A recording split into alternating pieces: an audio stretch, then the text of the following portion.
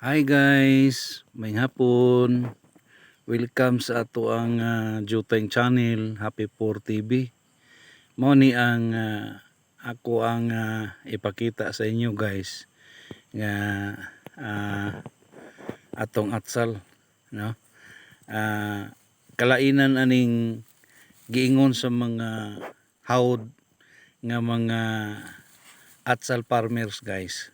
Why pruning og kanini ang kuan top pruning.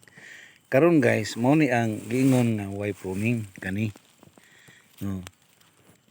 Dinhi mo ni ang why kanaw na. Pero ang ubos niya guys, kani ubos. Kuhaon ning mga sanga-sanga diri, kuhaon ning mga sanga-sanga diri sa ubos. Taman diri sa nagway. Taman diha sa nagway. Mo ni ang gitawag nga why pruning. So, mo ni ang resulta sa akong atsal karon, akong gi-why pruning guys.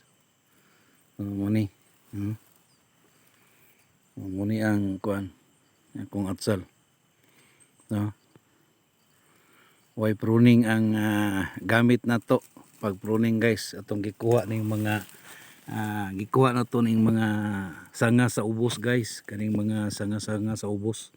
Ato ang kuhaon ni kani mga sanga diri kuhaon kani taman diri sa way diri sa way.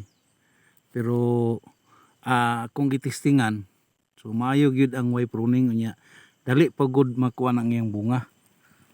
Para sa ani guys ang top pruning guys, sunod ato ipakita, sunod atong tanam og atsal ko ipakita sa inyo ang top pruning karon.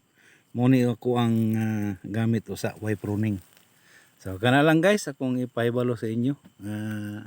Ko ipakita sa inyo kung unsa ang why pruning, ang diferensya sa why pruning ug sa top pruning, no? Kung gamayng atsalan karon ang gamit nako why pruning. Bye bye.